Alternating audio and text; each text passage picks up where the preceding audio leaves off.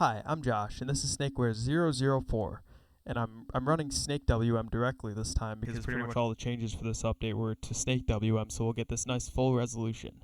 So one of the things we added, we now have interactive dynamic desktop backgrounds. We're the only OS that has this to this level of interactivity and customizability. Anything you can imagine, you can make it your desktop background. You pretty much just have a Pi game surface, and you can draw whatever you want to it. I would really love it if people wanted to contribute their own backgrounds to this, because I think you guys will come up with some cool stuff. So to get out of it, you press Alt D again, and you're just back on your normal background. We also have, this is just a little fading color. We have a CPU monitor.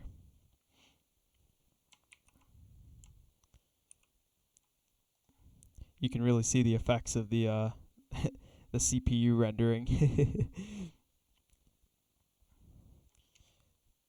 And other than the dynamic backgrounds, it's mostly, we added a lot of kind of utility apps.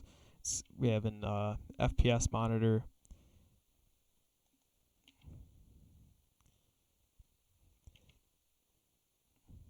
We also added some other pretty fun kind of apps. This is a kaleidoscope. A few more games.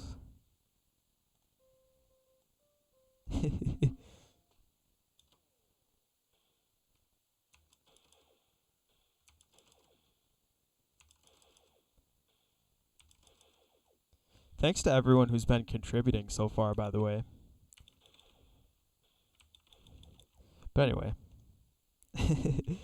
And, oh yeah, also a maze game. People have been really working hard, contributing, and there's a lot of stuff that's not even visible. People helping out with the build process for the OS. All kinds of stuff. You guys are amazing. So that's pretty much it for this video.